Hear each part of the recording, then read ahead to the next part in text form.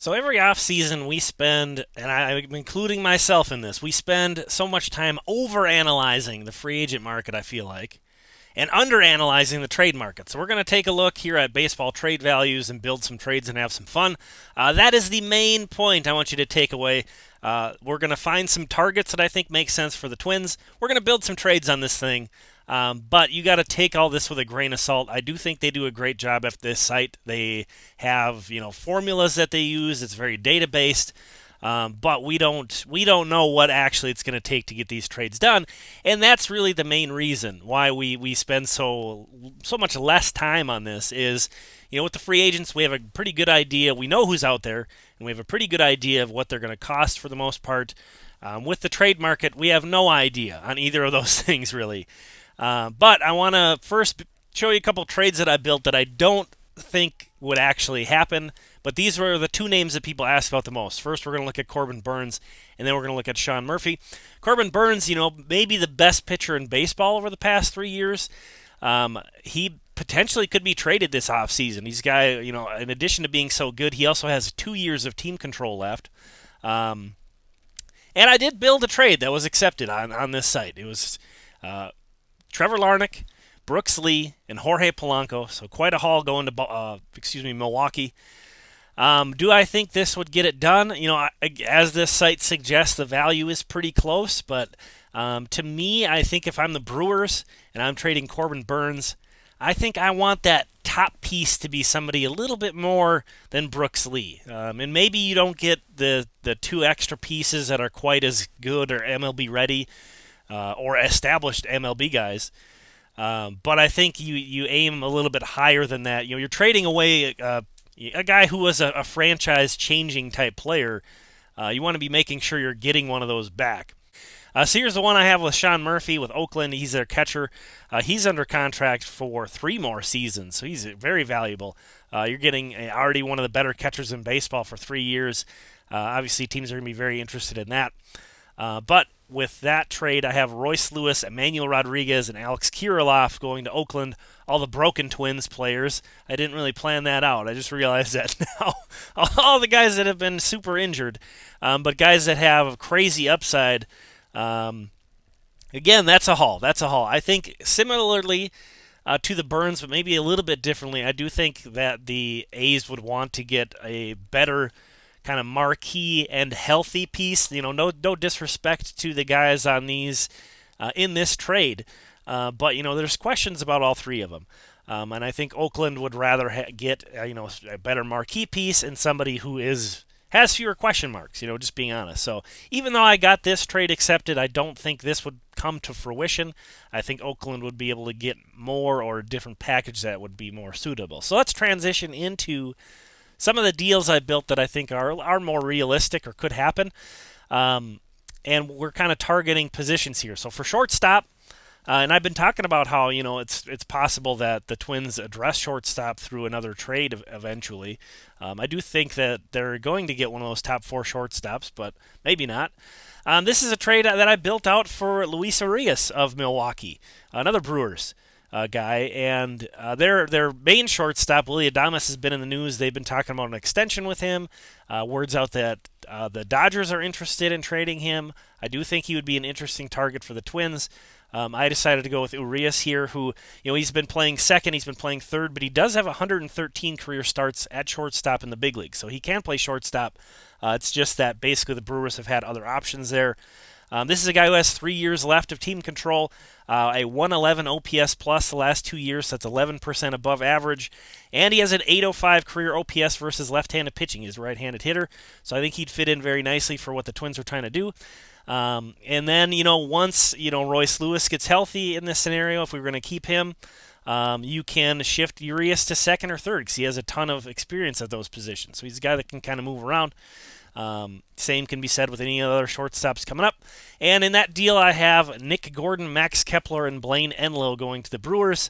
They need outfield, so Kepler and Gordon could help them in the outfield. Blaine Enlow as a bullpen guy, maybe they're looking for arms. This would be more of a scenario, let's say the Brewers extend Willy Adames, and then they kind of say, well, let's pump the brakes on a complete rebuild here.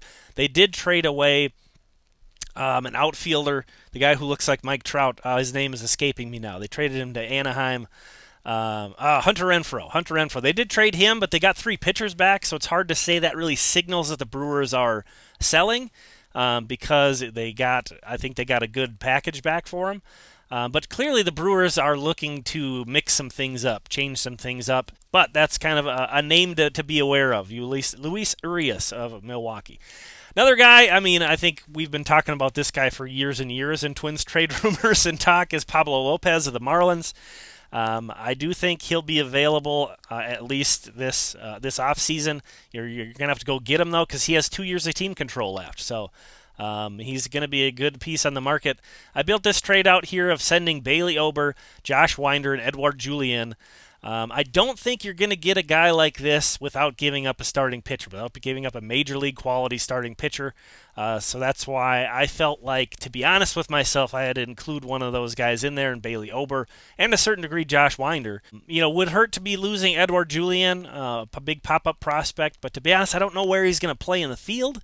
I think he's going to hit a ton, but I don't know where he's going to play in the field. A team like Miami that needs a lot of hitting, that's not as big of a problem with them. They don't have a whole lot of spots that are filled.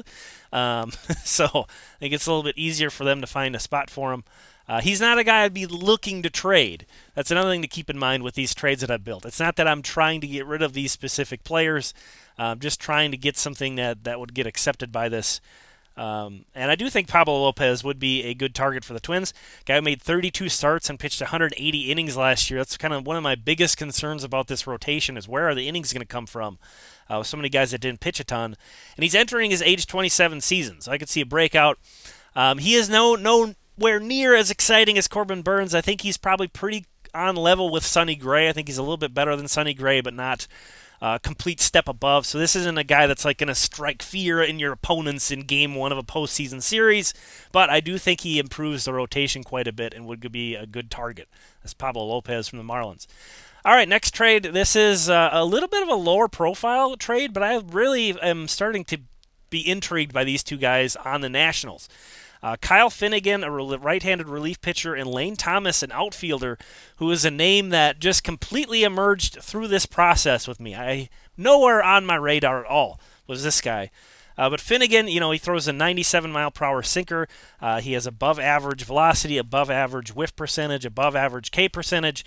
Gives up some damage for sure, but he's had some time in a closer role. I think he could really blossom, kind of coming into a bullpen and not having to be the guy. I think he would sort of take over in that mid level, behind or in front of, I guess, Duran and Lopez.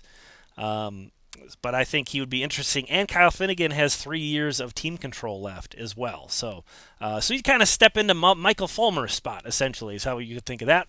Lane Thomas, what intrigues me about this guy so much? Right-handed hitting center fielder who can play corner outfield. Has a 104 OPS plus the last 2 years, so an above-average hitter. He runs well, he throws well. But kind of the cherry on top is he has an 836 career OPS versus left-handed pitching. 836. So this is like the perfect complement that the Twins need in the outfield. You need a guy who can mash lefties. So when a lefty's on the hill, you can put all these, Kirilloff, Larnach, Kepler, whoever, of those guys who survives the offseason. Wallner, all these guys that hit left-handed. He's a complement to them. But however, in addition to that, he gives you Byron Buxton insurance. He can play center field if Buxton's hurt. So they need that profile. I'm not sure if Lane Thomas is a guy on their radar, but a guy like him is exactly what they need in this outfield. I think he's perfect. I think he's absolutely a perfect fit for the Twins. And to get this deal done, I have Alberto Celestino, Cole Sands, and Brent Hedrick all going to the Nationals. And again, I tried to also consider 40-man roster implications as well. So we're actually creating a 40-man roster spot in this deal because Hedrick is also on the 40-man. So we're trading away some guys who have been in the majors, a guy who's on the cusp of the majors. I think that's probably what Washington is looking for as well. And I don't know if this trade would get this done. Not sure, but I do think both Kyle Finnegan and Lane Thomas are very attractive pieces for the Twins. More role players, but they could really make this roster work a lot better. So keep that in mind on those guys. And then the last one, I realized, I didn't do the two things. There's two things left to check off of my box. Get a catcher and trade Emilio Pagan. So I did that in this deal, getting Brian Serven. Brian Serven, not exactly a name that I went and stood out to me as a trade target, but he's an excellent pitch framer. And he's hit in the minors. He made his major league debut last year, didn't hit much, but he has an 838 OPS in AAA.